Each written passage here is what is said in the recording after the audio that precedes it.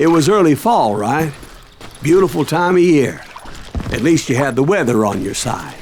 Not by my recollection. It was damp and foggy as hell. It was tough to stay on a true course, so we kept an eye out for landmarks.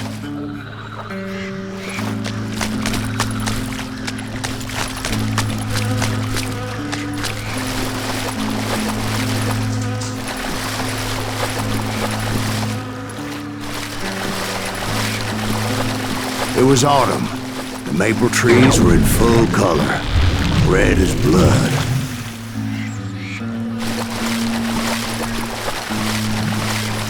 The rains that year were torrential, so the whole area was flooded. The vigilantes had spread out wide, and pretty soon I couldn't see anybody.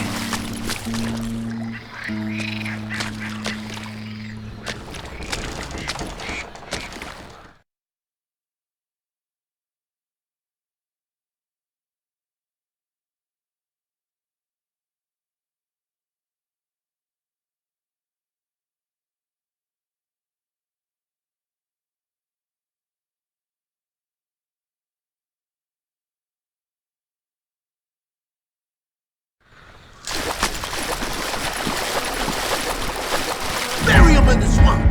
Let them where they stand! Except for some bitches ahead of me who wanted to do me harm, so I had to face them alone. I wondered why my compatriots didn't come running when they heard the shots.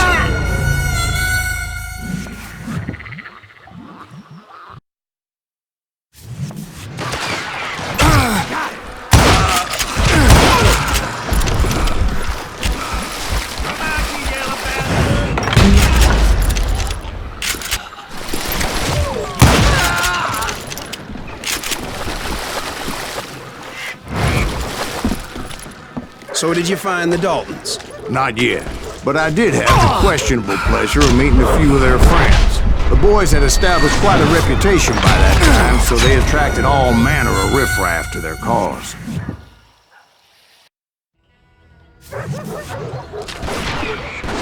Done with it! Assholes who can't shoot!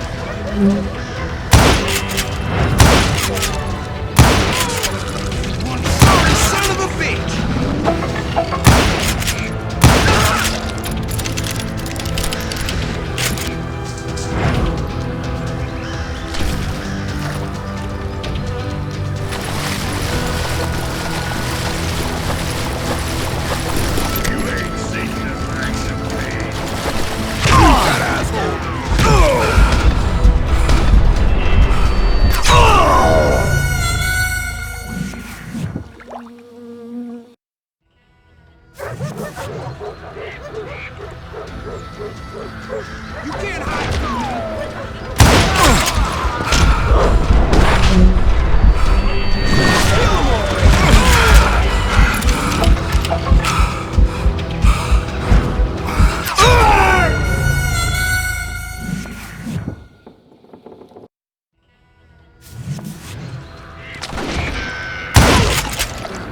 I'm sorry, son. I ain't dead yet.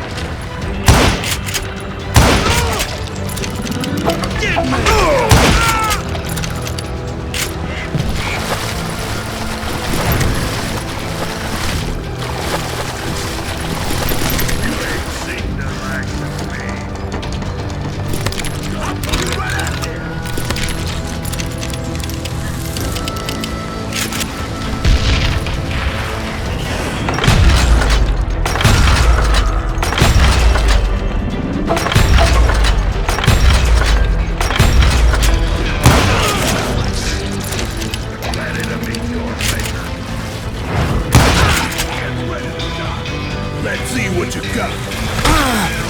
And my reinforcements was nowhere to be seen. Point being, I was under serious attack.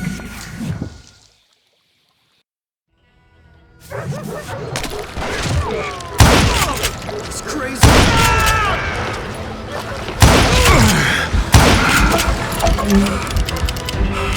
You ain't beating me, boy!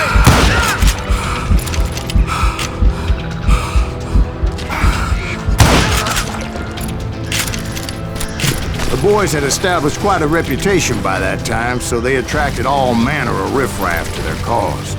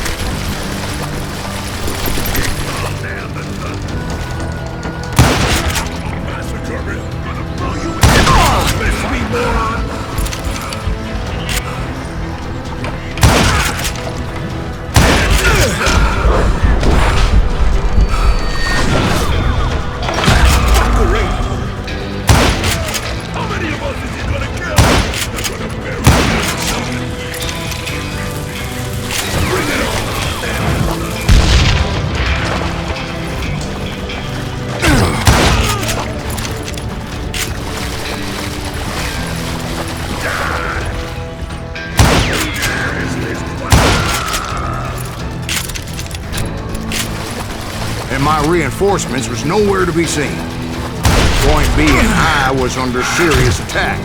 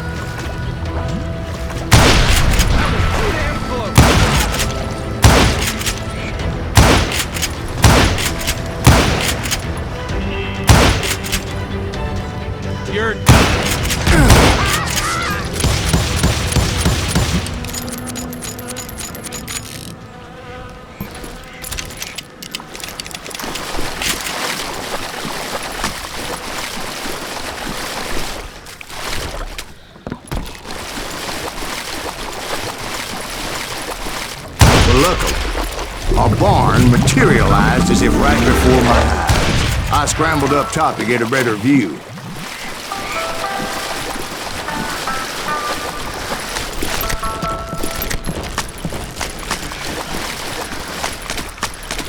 But just ended up falling inside. So, how did you get out? The barn doors was open. About right then, I saw some suspicious characters running for the bushes. Of course, I followed them.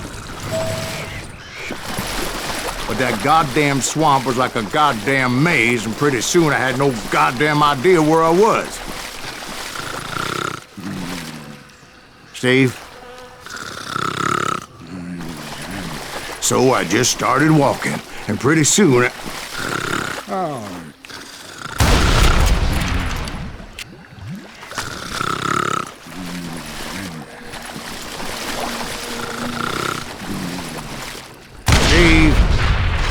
Steve! Huh? Oh, no, I'm listening. Indians surrounded me from all sides.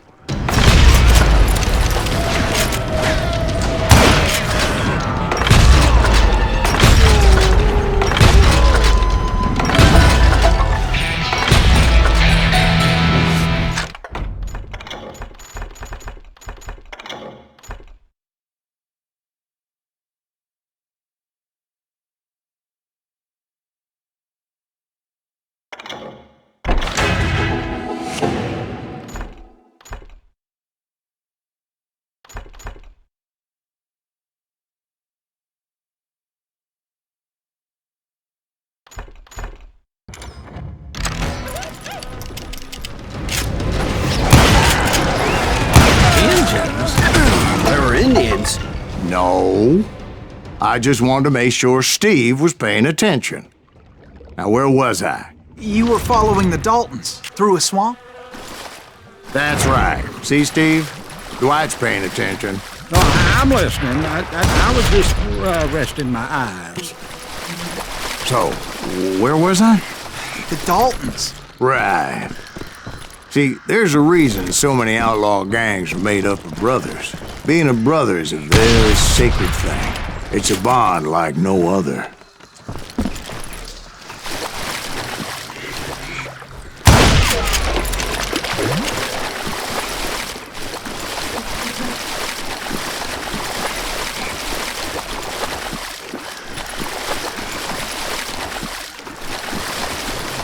Bounty hunter! Stop that, son bitch! So did you ever find the damn Daltons? Not yet. But I did find a few of their cousins. You Kansans breed like rabbits. More Smiths or Heimhoffers or who knows what. But hell, what's more important than family? I bet Ben knows what I'm talking about. What incarnation? I think we got his hander up.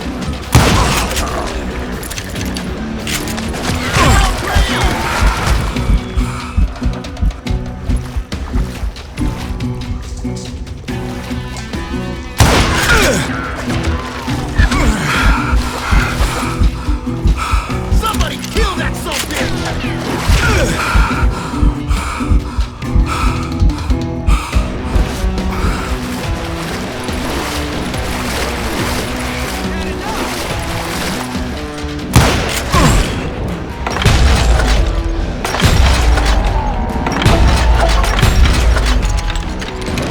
God damn you!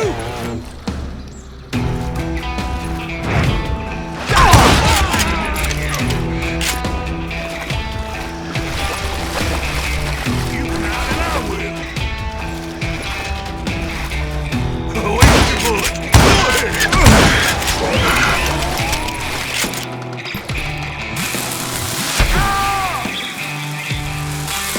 What you gonna do?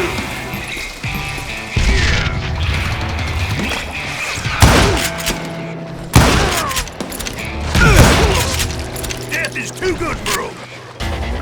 You can't get me.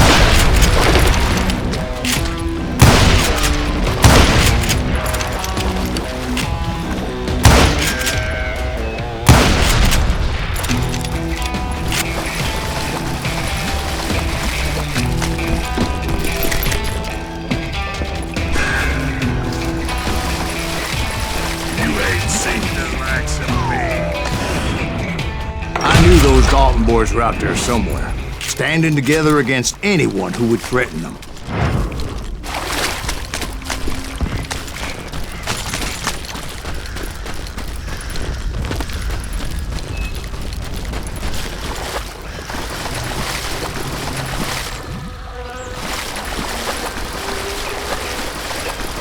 And that's when I saw it. A goddamn steamboat.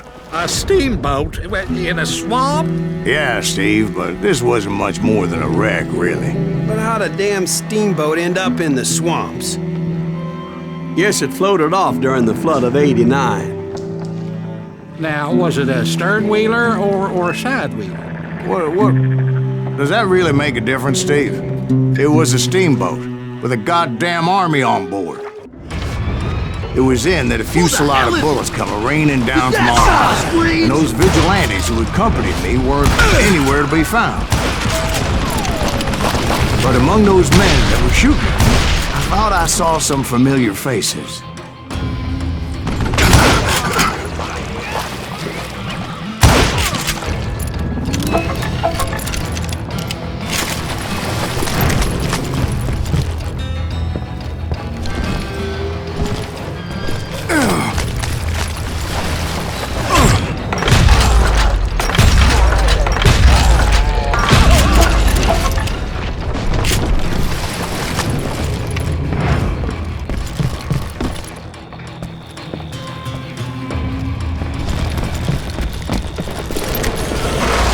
Somewhere up there, the Daltons were waiting on me.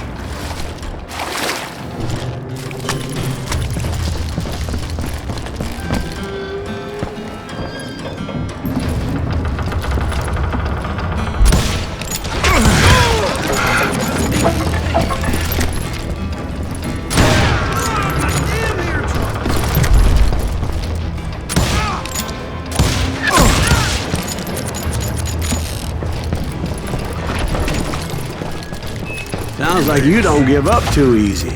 That's the kind of man I am, Ben. I set out to do something. I do it. Surrender just ain't in my nature. Plus, I'm stubborn as hell.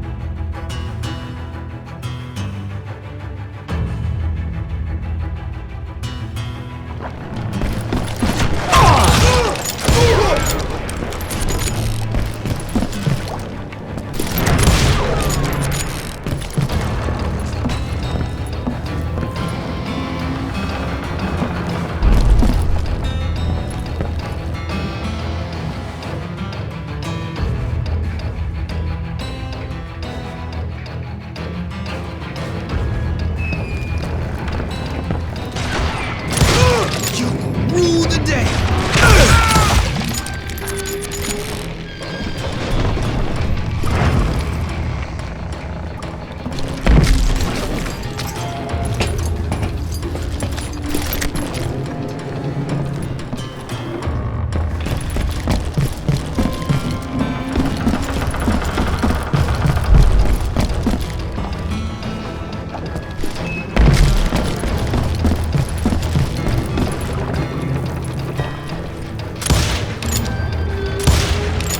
Right about then, much to my relief, the vigilantes finally arrived. Their leader motioned at a cabin in the middle of the top deck, pointing me directly at the Daltons. I finally had them, after months of dogged pursuit.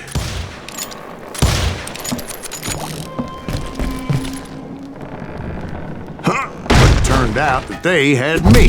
Take him out! I'm sending you to hell!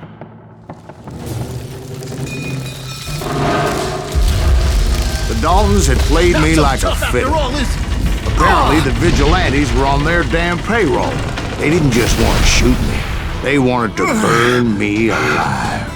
But finding my way out of a burning labyrinth proved to be quite a challenge. It was a riverboat, right? I mean, it's not like it was a goddamn ocean liner. Well, yeah, but I was in a Did you fight. hear about that ship that's gonna launch next year? Launch is doing the work.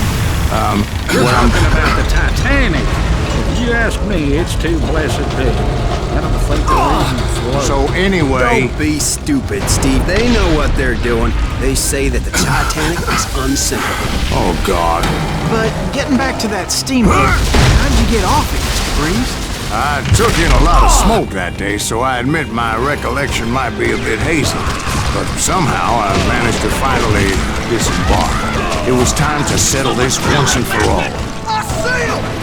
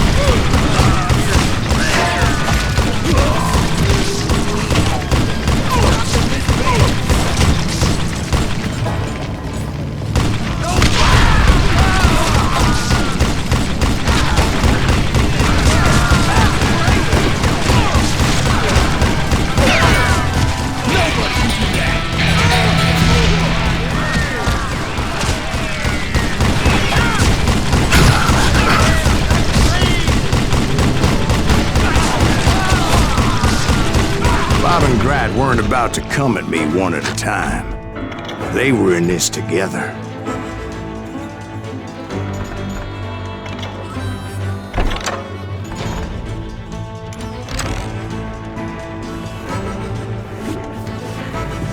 Two brothers side by side, determined to take me down.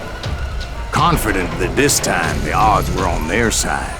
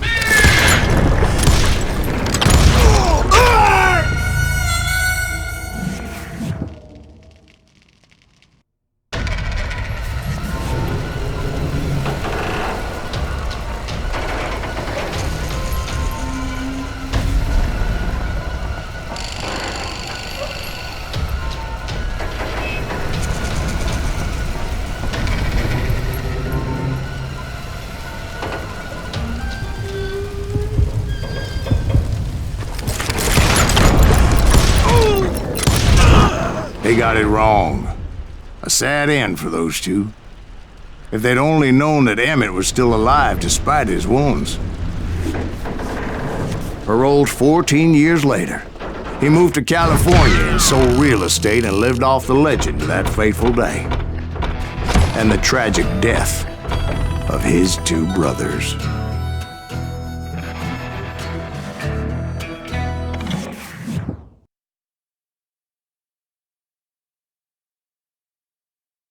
My own brothers died tragically as well, truth be told.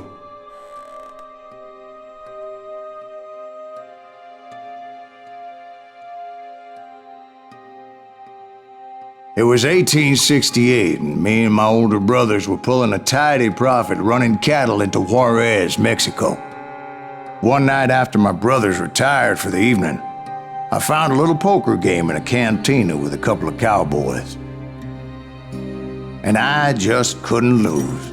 I even won an old Spanish coin that had to be 100 years old. Well, I was mighty pleased with myself the next morning as my brothers and I rode for Texas. But before we crossed the border, those cowboys caught up with us. It was Johnny Ringo, Roscoe Bob Bryant, and another asshole named Jim.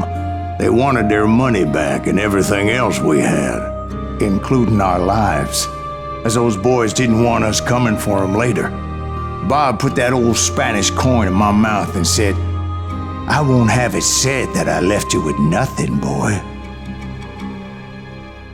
Well, those horses bolted, and there we hung as those bastards rode away. The branch finally snapped under the weight of the three of us, but being my older brothers were bigger and heavier, they were already dead. And right then I swore to myself that I would avenge them. Ringo you know about. But Bob eluded me, until I heard he was riding with the Wild Bunch.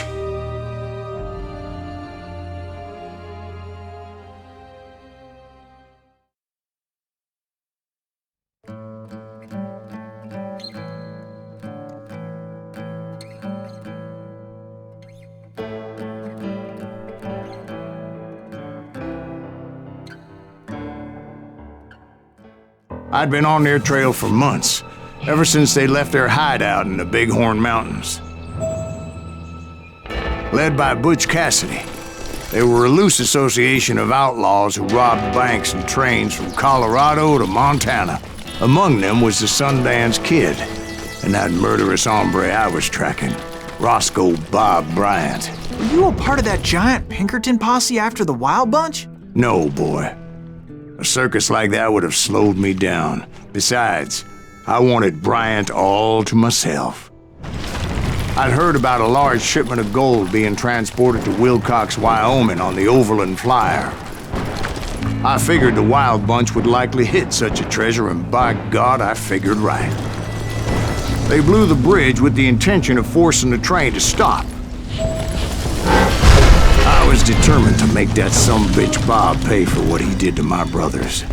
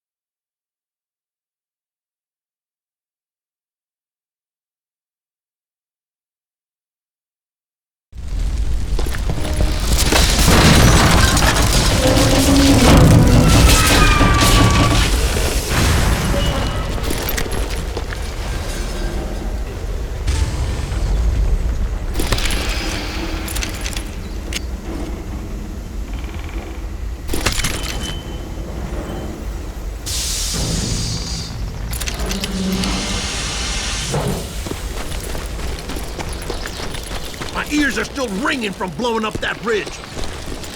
What'd you say?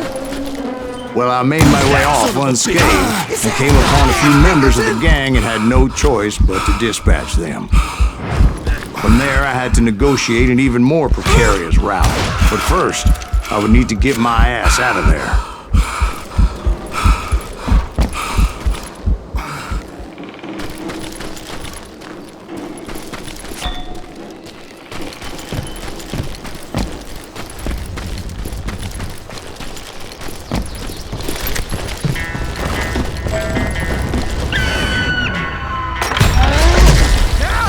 Jumped from the frying pan into the fire as the train was clearly fixing to fall. I had found the gang, but in order to find old Bob, I needed to fight my way forward past a whole passel of desperados. Outside, inside, any way I could, I made my way towards my prey.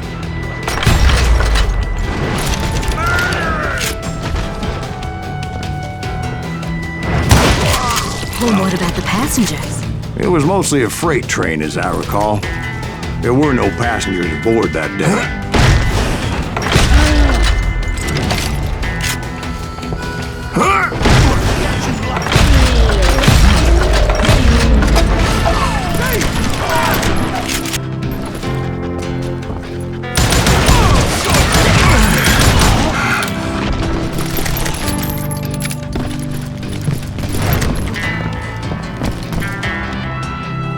mentioned before, I am not fond of heights. But I was too busy dodging bullets to worry about falling to my death.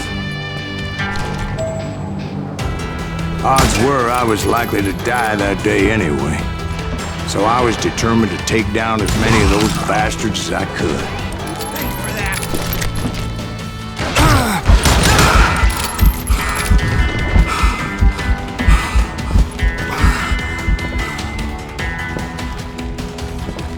You ain't seen the likes of me.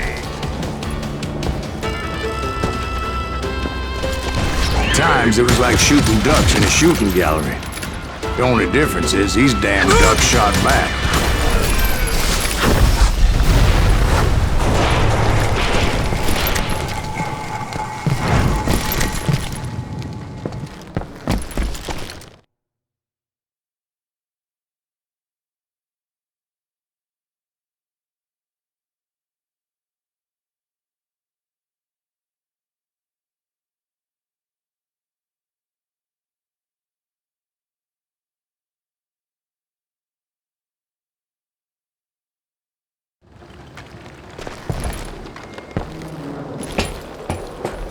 I kept hoping the law would show up and give me a hand. You mean like that giant Pinkerton posse that I read about?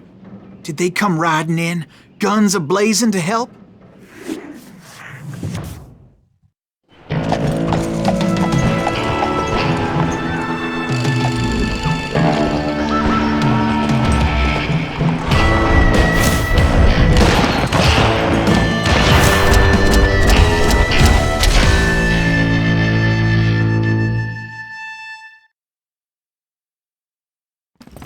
Help?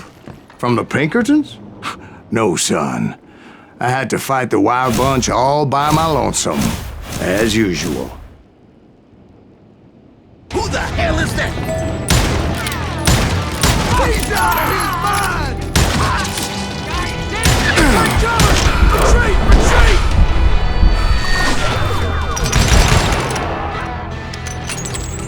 Right here! Time to die! Stand up!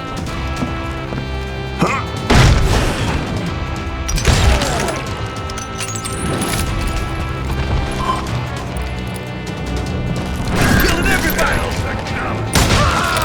God damn you! Us all!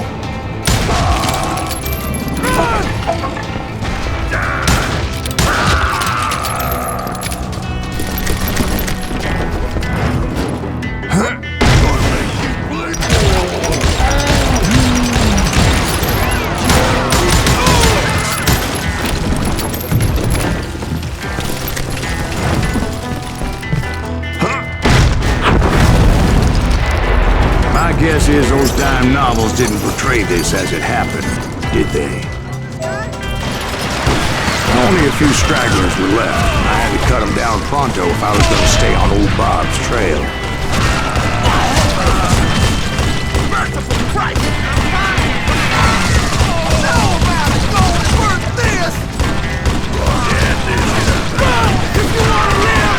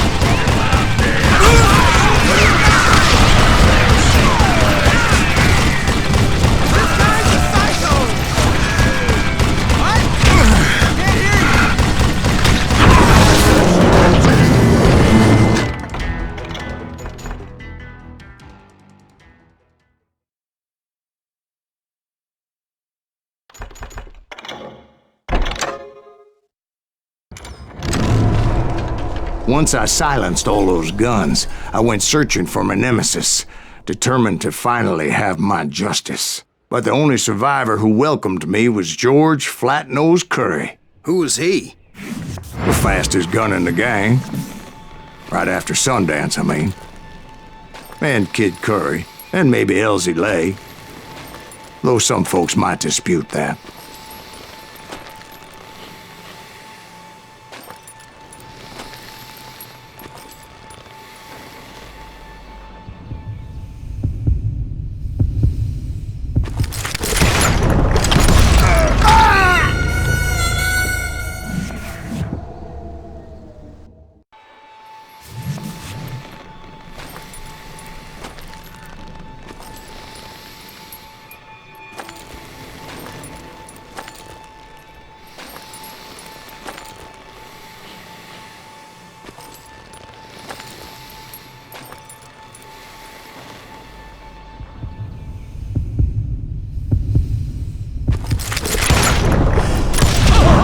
On that very same day, Butch Cassidy and the Sundance Kid decided to leave the Wild Bunch behind and decamped for South America.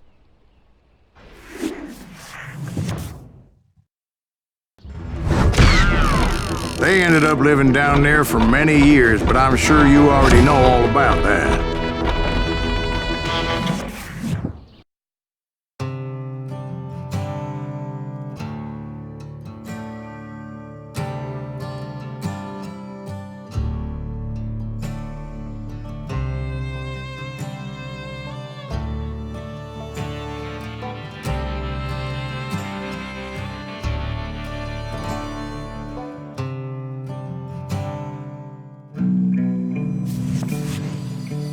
I tried to find Bob Bryant, but it was as if he'd disappeared.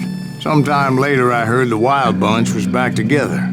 Kid Curry escaped from jail, and now he was running the whole shebang. So I took to their trail, as I was still in pursuit of my brother's killer and hoped that he was back with him.